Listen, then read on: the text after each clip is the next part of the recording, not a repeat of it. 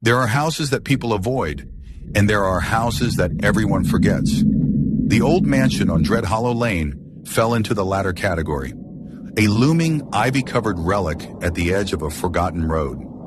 I was never one for ghost stories, but curiosity has a way of bending logic, and my curiosity about that house was insatiable. It was late October when I decided to visit. The air was damp, and the sky hung low with the promise of rain. I had passed the house countless times on my evening runs, its broken windows staring like vacant eyes. There was no sign of life, no sound of birds or insects around it, just the stillness that made your skin prickle. I told myself it would be quick, just a peek inside. I parked my car at the end of the lane, under the shadow of a withered oak tree, and walked the rest of the way. The house loomed taller as I approached, its dark, rotting facade almost blending into the surrounding trees. The front door was ajar, creaking softly in the breeze. I stepped inside, and the air was colder than it should have been, as if the house had been holding its breath. Dust coated every surface, and the smell of mildew hung heavy. The floorboards groaned under my weight, and I half expected them to give way, plunging me into darkness. The first room I entered was the parlor. Faded wallpaper peeled away to reveal stained plaster, and a broken chandelier hung lopsided from the ceiling. A piano sat in the corner, its keys yellowed and warped. But it was the paintings that caught my attention. They were portraits, but not like any I'd seen before. The faces were twisted, their features exaggerated to grotesque proportions. Some stared directly at me, their painted eyes glistening as though wet. Others had their heads turned, as if listening to something unseen. I felt watched. The sensation was faint at first, like the tickle of a spider's web across my skin. But it grew stronger, an oppressive weight pressing against my chest. I turned quickly, but there was nothing behind me, just the empty doorway leading to a dim hall. I should have left then, but something kept me there, a pull I couldn't explain. I ventured deeper into the house, each step feeling heavier, each breath harder to draw. The walls seemed closer now, the air thicker and the silence more profound. The kitchen was next. It looked like it had been abandoned mid-meal. Plates sat on the table, their contents long since turned to mold. The stove was rusted, and the faucet dripped into a basin crusted with grime. On the counter was a knife, its blade pristine, gleaming despite the decay around it. That's when I heard the first sound, a faint scraping, like nails dragging across wood. It came from above. I froze, my heart pounding so loudly it drowned out everything else. The sound grew louder, more deliberate, as if someone or something was moving toward the staircase. The logical part of me screamed to leave, to run out the way I came and never look back. But the pull was stronger, dragging me toward the base of the stairs. The staircase spiraled upward into darkness, each step narrower than the last. I gripped the banister, my palms slick with sweat, and began to climb. The scraping grew louder, now accompanied by a soft, irregular tapping. The second floor was worse. The air was colder, the shadows deeper. Doors lined the hallway, most of them closed, but one stood ajar. Light spilled out, flickering like candlelight. I approached cautiously, each step feeling like it stretched time. My breathing was shallow, my throat dry. When I reached the door, I peered inside. It was a child's room, or it had been once. A crib sat in the corner, its mattress stained and sagging. A mobile hung above it, its figures twisted and broken. On the floor was a rocking horse, its painted eyes cracked but still somehow expressive. And in the center of the room, facing the crib, was a chair. A figure sat in it, its back to me, unmoving. I don't know why I didn't run then. My legs felt rooted to the spot, my body frozen in place. The figure was wrapped in a tattered shawl, its head tilted downward as if in mourning. The scraping started again, louder now, closer. It was coming from the hallway behind me. I turned, and for the first time I saw it.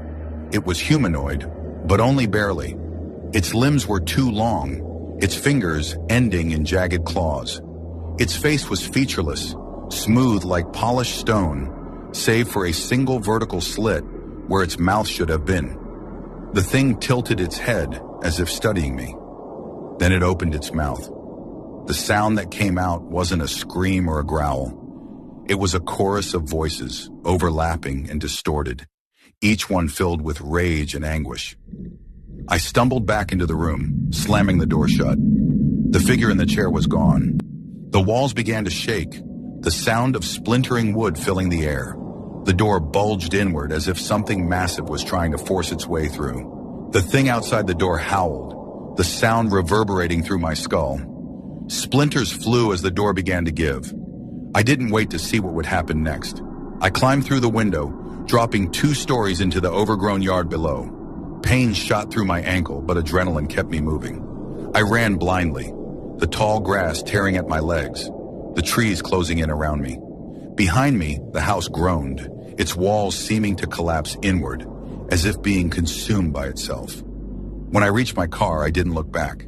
The engine roared to life, and I sped down the lane, the headlights cutting through the fog. To this day, I don't know what I saw in that house, but I know one thing. I wasn't supposed to leave. Something in there wanted me, and it wasn't ready to let me go. I've since heard stories about others who ventured into that house. None of them came back, and I'll never go back.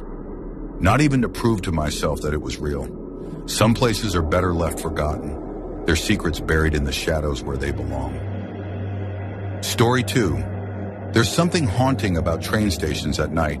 The emptiness, the faint echoes, the way the shadows stretch and linger. I've never been able to shake the unease they give me, and after what happened at Ashcroft Station, I don't think I ever will.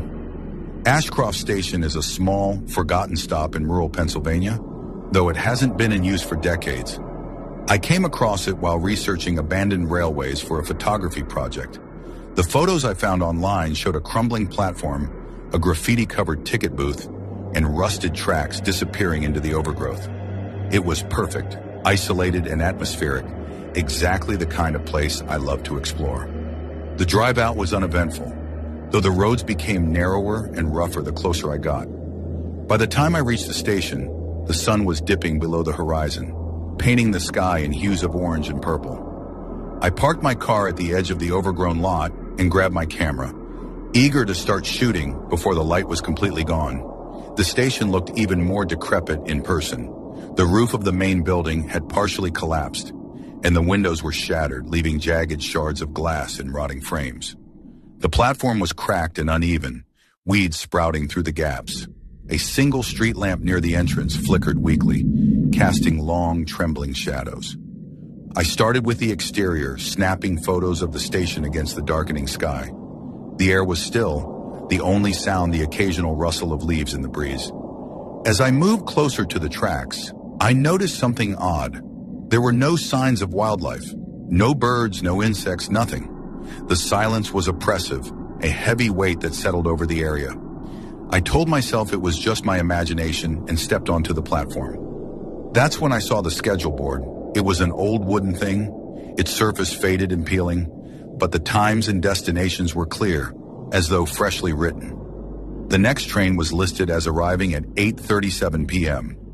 I checked my phone. It was 8:20. The rational part of me knew this was impossible. The station had been abandoned for decades, and the tracks were so rusted they couldn't possibly support a train. But the thought of a train arriving in this desolate place sent a chill down my spine. I decided to wait. Maybe someone had put the sign there as a joke, or maybe I'd misread the board. Either way, I couldn't leave without knowing. The minutes ticked by slowly. The shadows grew longer, and the flickering street lamp cast an eerie glow over the platform. I tried to focus on taking photos, but my hands shook, and the unease in my chest grew heavier. At 8:30, I heard it, a faint rumble in the distance. I turned toward the tracks, my heart pounding. The sound grew louder, accompanied by the rhythmic clatter of wheels on steel. A bright light appeared in the distance, cutting through the darkness. A train. It was impossible, but there it was. A massive black locomotive barreling toward the station. Its headlights pierced the gloom, illuminating the platform in harsh, flickering light. The train screeched to a halt, the sound deafening in the silence. The engine hissed and groaned as though alive. its steel surface gleaming despite its age. The windows of the passenger cars were dark, their interiors hidden. I stood frozen, my camera hanging limp at my side. The air around the train felt heavy, electric, as if charged with static. Then the doors slid open. The inside of the train was bathed in an unnatural glow, a sickly green light that seemed to pulse faintly. Shapes moved within, indistinct but unmistakably human. They didn't step off the train. Instead, they stood just inside the doors, watching. I couldn't see their faces, only the faint outlines of their forms. But I felt their eyes on me. Dozens, maybe hundreds of them. A voice crackled over an unseen speaker, low and distorted. "All aboard!" The words sent a jolt of fear through me. My instincts screamed to run, but my legs felt rooted to the spot. The figures in the train began to move, stepping closer to the doors, their forms becoming more distinct. Their movements were jerky, unnatural, as though their limbs were bending in ways they shouldn't. I took a step back, my breath coming in short, panicked gasps. The air around me grew colder, the electric charge intensifying. The voice crackled again, more insistent this time. "All aboard!" I stumbled back further, my foot catching on the edge of the platform. I fell hard, the impact jolting me back to my senses. Without thinking, I scrambled to my feet and ran, the sound of my boots pounding against the cracked pavement. Behind me, the train let out a deafening whistle.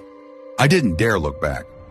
I reached my car and threw myself inside, slamming the door shut.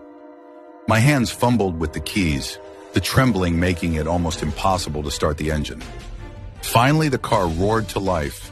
I peeled out of the lot, the tires skidding on the gravel. As I sped down the road, I caught a glimpse of the station in my rearview mirror.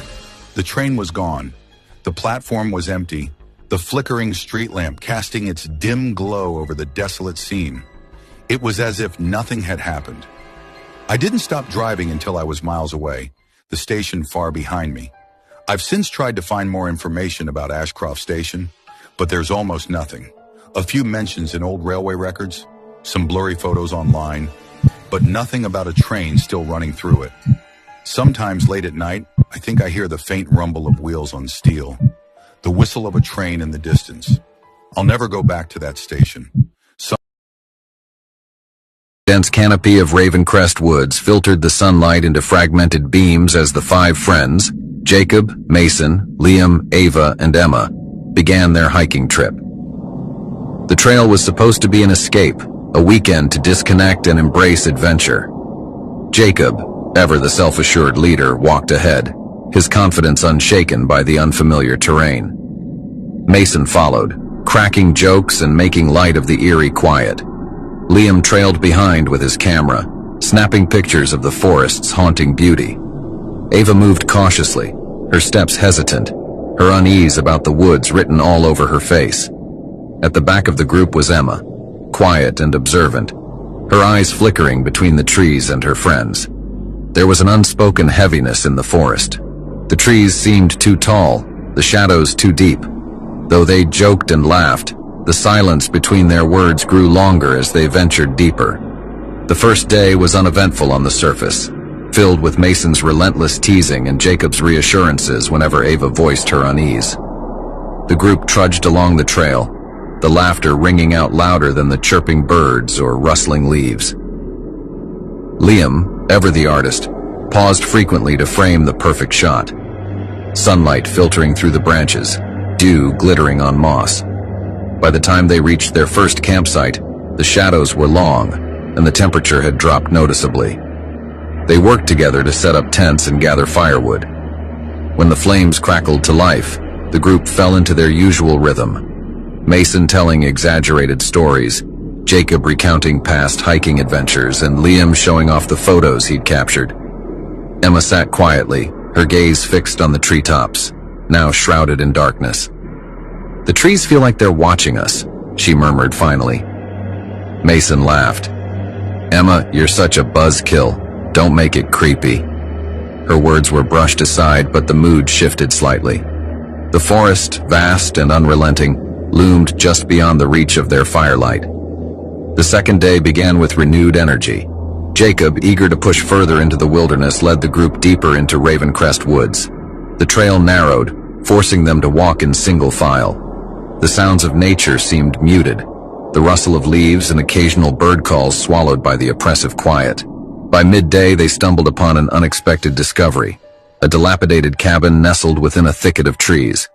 Its wooden structure leaned at an unnatural angle, the roof sagging under years of neglect. Jacob was the first to approach, his curiosity overriding any sense of caution. Ava hesitated, her discomfort now palpable. "I don't think we should," she said softly. But Jacob insisted, and one by one they followed him inside. The air was thick with decay, the scent of mildew and rot nearly overpowering.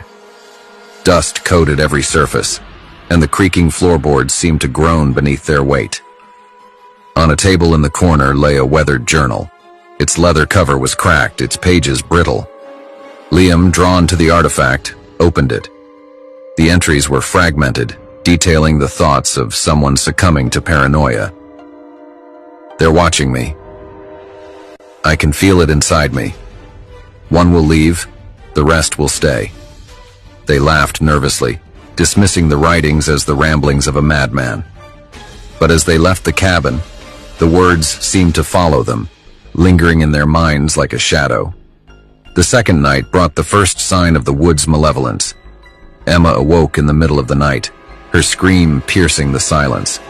She claimed to have seen someone, or something, standing at the edge of their campsite watching them. Jacob scanned the area with a flashlight, finding nothing. "It's just your imagination," he assured her, though his tone was unconvincing. The group tried to settle back into sleep, but the unease was palpable.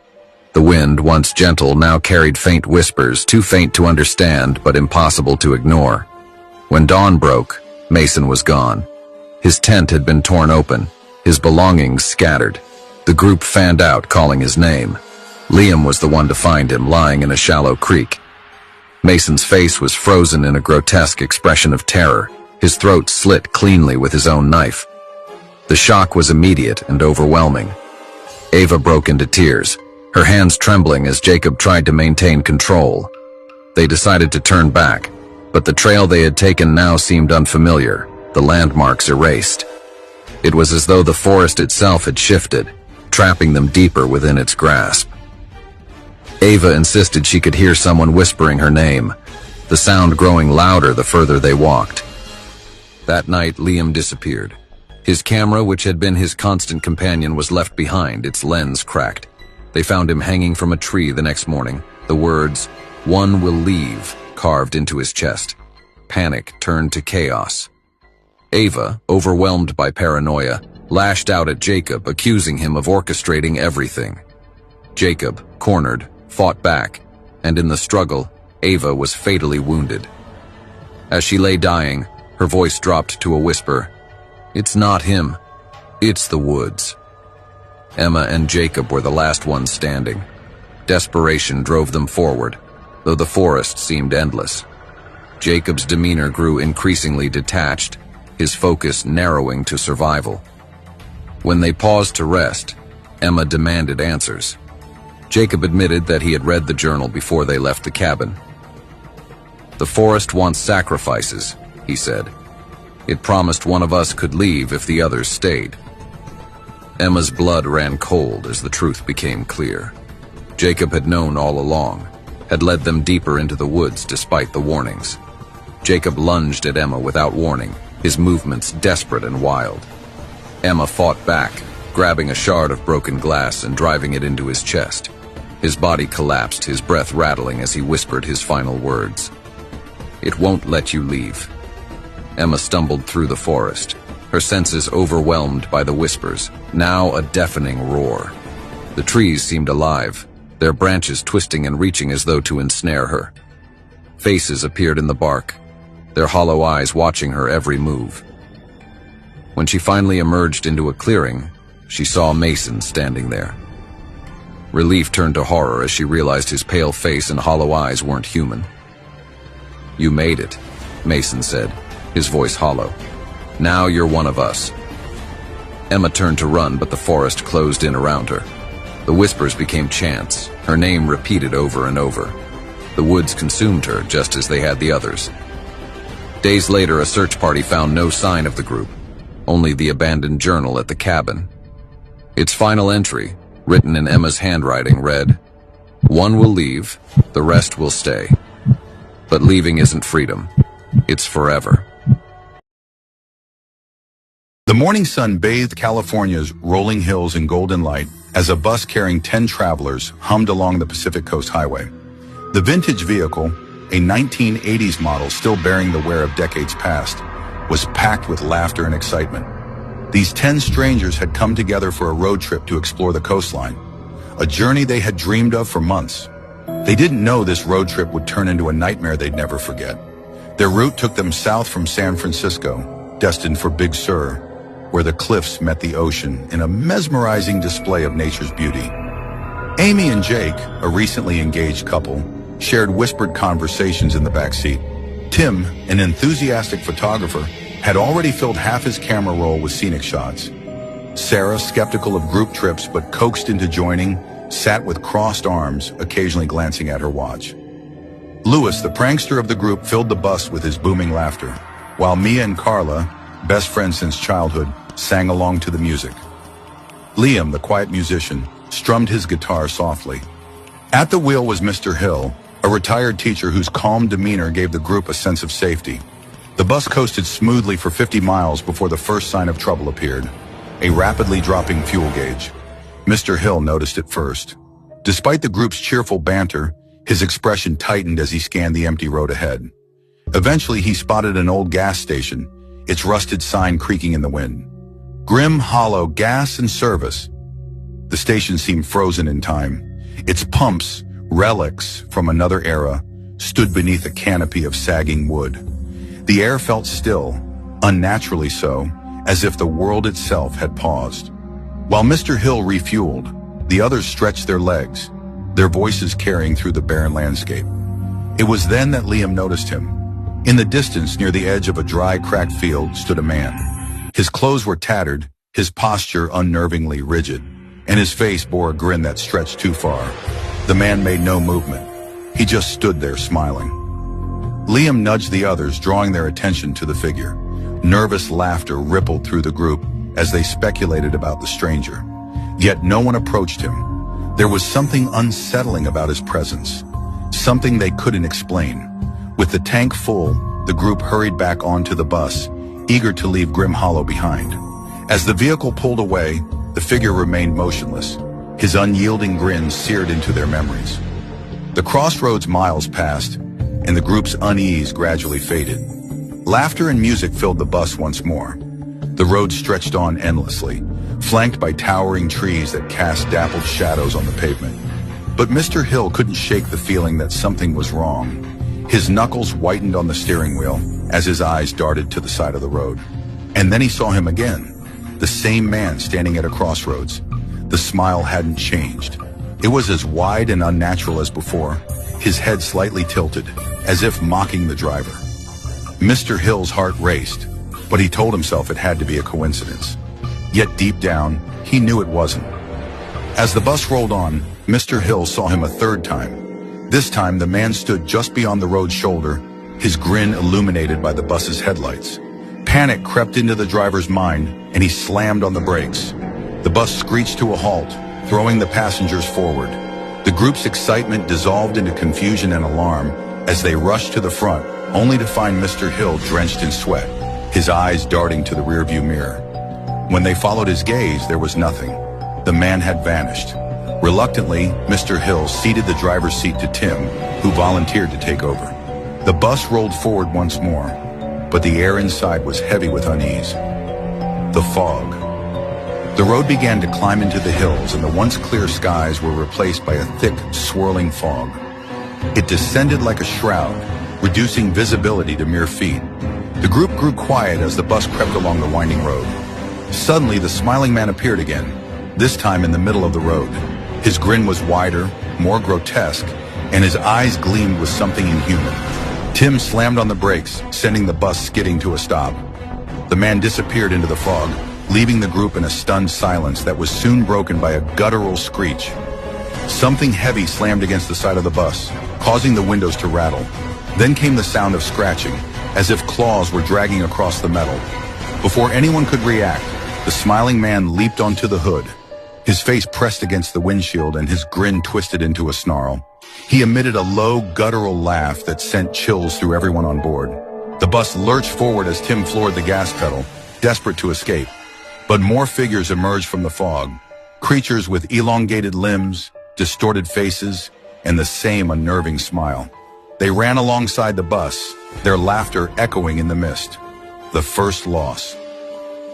One of the creatures clung to the back of the bus, its claws raking against the rear window. Liam grabbed a fire extinguisher and swung it with all his might, shattering the glass and knocking the creature off. As the bus swerved to avoid another figure, it skidded off the road and slammed into a tree. The impact shattered one of the side windows, and Carla was thrown out. She landed with a scream, her voice abruptly silenced as the creatures descended upon her. The remaining passengers were paralyzed with terror, their minds struggling to process the horror unfolding around them. The chapel. The group abandoned the bus and fled into the surrounding forest, their hearts pounding as the creatures pursued them. The fog seemed to thicken with every step, disorienting them further. One by one, they were picked off. Lewis tripped and was dragged into the darkness, his screams fading into the distance. Amy and Jake tried to fight back, but the creatures overwhelmed them. Eventually, only Sarah, Mia, and Liam remained. They stumbled into a clearing where the fog lifted slightly, revealing an old chapel. The building was decrepit, its wooden beams rotting and its windows covered in grime, but it radiated a strange sense of safety. Inside, the air was heavy with the scent of decay. Symbols etched into the walls caught Sarah's eye. Protection runes, ancient and powerful. She realized the creatures couldn't enter the chapel, but safety came at a price. As the creatures surrounded the building, Mia was pulled through a broken window, her screams piercing the night. Escape, Liam discovered a trapdoor leading to a tunnel beneath the chapel. He and Sarah descended into the darkness, the creatures' laughter echoing above them. The tunnel twisted and turned, leading them farther from the horrors outside. When they finally emerged, they found themselves near a highway. A truck stopped for them, and they collapsed inside, trembling and covered in dirt.